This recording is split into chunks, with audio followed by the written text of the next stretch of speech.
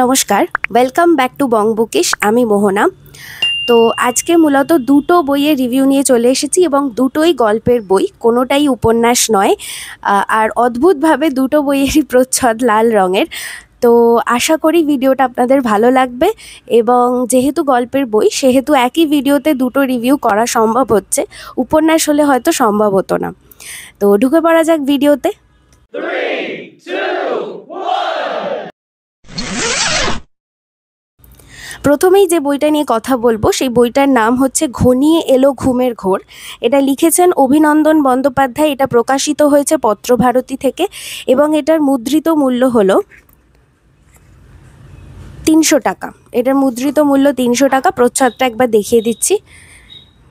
এটা হচ্ছে প্রচ্ছদটা খুবই সুন্দর এবং এটাতে মোট 12টা গল্প আছে এবং 12টা গল্প, প্রত্যেকটা গল্প বিভিন্ন বিভিন্ন স্বাদের গল্প। কোনোটাই কিন্তু কোনোটার সাথে রিলেটেড নয় আর কোনোটাই একই জ্বরের গল্পও নয়, প্রত্যেকটাই আলাদা আলাদা গল্প। এবার এখানে লেখক সম্বন্ধে একটু বলে দিই। যদি কিছুদিন আগে আপনারা মানিকবাবুর মেঘ এই সিনেমাটি দেখে থাকেন, তাহলে সেই সিনেমাটি যিনি লিখেছিলেন, যিনি তার গল্পকার এবং নির্দেশক, তিনিই হচ্ছেন এই বইয়ের লেখক। এবার এই 12টা যে গল্প রয়েছে, এই 12টা গল্প সম্পূর্ণভাবে প্রত্যেকটাই আলাদা আলাদা জ্বরের। এবার কিছু গল্প আপনার অবশ্যই ভালো লাগবে, কিছু গল্প ভালো লাগবে না, সেটাই স্বাভাবিক। আমারও তাই হয়েছে। একটু বলি, যেমন আমার খুব ভালো লেগেছে অন্নপূর্ণা গল্পটা, যেটা কোভিডের সময়ের সাপেক্ষে লেখা এবং একটি পাগলের আর কি, মানে একটি পাগলই মেইন চরিত্র এখানে। তো সেটা আমার খুব ভালো লেগেছে। দ্বিতীয় যে গল্পটা আমার খুব ভালো লেগেছে সেটা হলো হরিহর, যেটা মূলত এক ঢাকি পরিবারকে নিয়ে লেখা এবং ভীষণভাবে রিলেট করা যায়, বিশেষত পুজোর সময় তো অবশ্যই। এবং এই বইটা আমি পুজোর সময়, এক্স্যাক্টলি ওই গল্পটা পুজোর সময়ই পড়ছিলাম, তো ভীষণভাবে রিলেটেবল একটা গল্প। তৃতীয় যে গল্পটা আমার খুব ভালো লেগেছে সেটা হলো বাদুর বাবু। মূলত বলা যায় ভ্যাম্পায়ারের গল্প, কিন্তু বাঙালি ভ্যাম্পায়ার বলা যেতে পারে এবং খুব মজার আর কি গল্প। তো এই বইটাতে আপনি অনেক রকমের গল্প পাবেন, যেমন খুব কষ্টের গল্পও যেমন পাবেন, একই সাথে হাসির গল্পও পাবেন, আবার অলৌকিক কিছু গল্পও পাবেন, আবার অদ্ভুত রকমের সামাজিক কিছু গল্পও পাবেন। তো এই বইটা মূলত একটা মিক্সড বই বলতে পারেন, যেখানে সমস্ত স্বাদের গল্প আছে, সমস্ত জ্বরের গল্প আছে।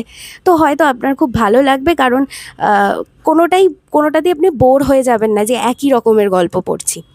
দ্বিতীয়ত কিছু কিছু গল্পে ভাষা খুবই ভালো লেগেছে, কিছু কিছু গল্পে অতটা ভালো লাগেনি। তবে আমার মনে হয়েছে লেখক ভাষার উপর আরেকটু কাজ করতে পারেন, ভাষা হয়তো আরও বেটার করা যেতে পারে। এছাড়া যদি আপনি গল্পের বই পড়তে ভালোবাসেন, এরকম ছোটো ছোটো গল্পের বই পড়তে, তাহলে এই বইটা আপনার খুবই ভালো লাগবে এবং আমারও খুবই ভালো লেগেছে। এছাড়া পত্রভারতীর প্রচ্ছদ এবং বইয়ের বাইন্ডিং, বইয়ের কোয়ালিটি নিয়ে আলাদা করে কিছু বলার নেই, সেগুলো প্রত্যেকটাই ভালো। শুধু ভাষা একটু ভালো হতে পারতো।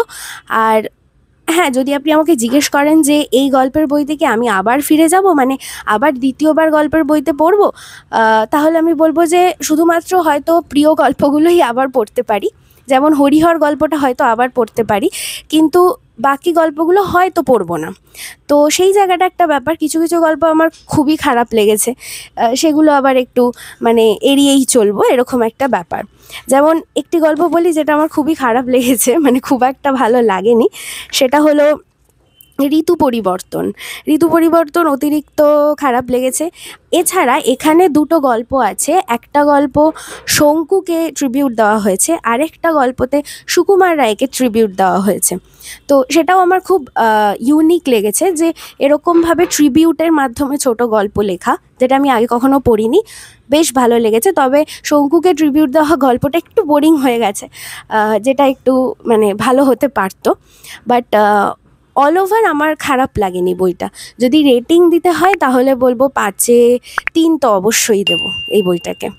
তো যদি গল্পের বই পড়তে ভালোবাসেন, এটা অবশ্যই দেখতে পারেন। দ্বিতীয় যে বইটা নিয়ে কথা বলবো সেটা হলো যারা কয়েদখানায় ঢুকে যায়। এটা লিখেছেন অনির্বাণ বসু।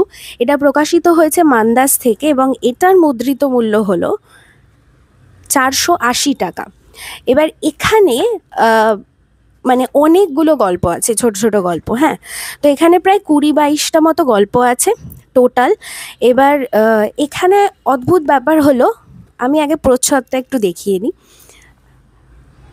দুটোরই প্রচ্ছদ কিন্তু অসাধারণ এবং একদম মানে গল্পের বইয়ের সাথে খাপ খেয়ে যায়।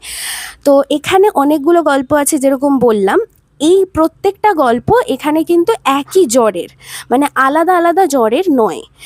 এই প্রত্যেকটা গল্পই সামাজিক বা রাজনৈতিক প্রেক্ষাপটে রচিত। এবং ভাষা, যেটা নিয়ে আমার এখানে বিশেষ করে বলার কথা, যে এটা এমন একটা গল্পের বই যেটাতে আমি বারবার ফিরে যাব শুধুমাত্র ভাষাটাকে আবার আবার করে পড়বার জন্য। মানে এত সুন্দর ভাষায় লেখা। এবং হয়তো প্রত্যেকটা গল্প শেষ হওয়ার পর সেরকমভাবে ছাপ ফেলেনি, প্রত্যেকটা নয়, কিন্তু কিছু কিছু ফেলেছে।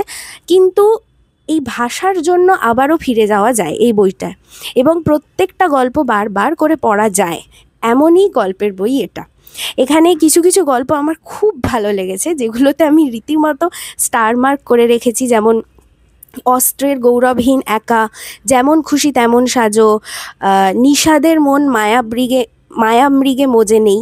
নামগুলো শুনেই বুঝতে পারছেন এত সুন্দর নামকরণ করা হয়েছে গল্পগুলোর, এবং তখনই বুঝতে পারছেন যে লেখকের বাংলা ভাষার উপর দক্ষতা কতটা এবং কত সুন্দরভাবে উনি ভাষা নিয়ে খেলতে পারেন।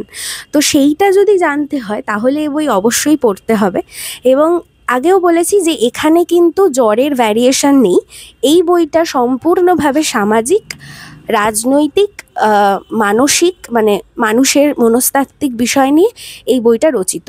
তো এর বাইরে অন্য কোনো জ্বর আপনি পাবেন না এখানে। কিন্তু ভাষা, অসাধারণ ভাষা। আর এমনিতেও বইয়ের প্রোডাকশন, মান্দাসকে আলাদা করে কিছু বলার নেই, অত্যন্ত ভালো প্রোডাকশন।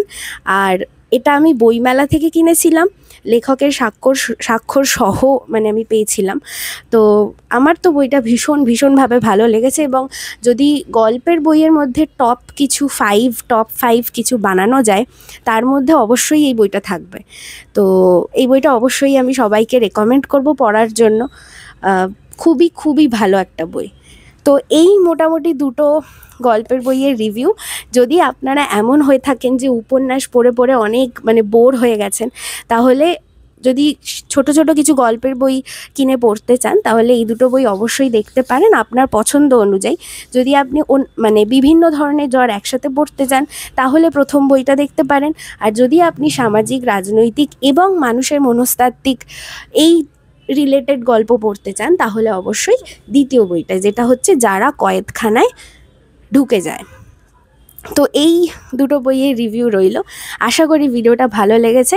আর অবশ্যই ভালো লাগলে লাইক, শেয়ার, কমেন্ট আর সাবস্ক্রাইব করে দেবেন। ওটা আমাকে সাহস দেয় আরও ভিডিও বানানোর জন্য। তো এই নমস্কার, ধন্যবাদ।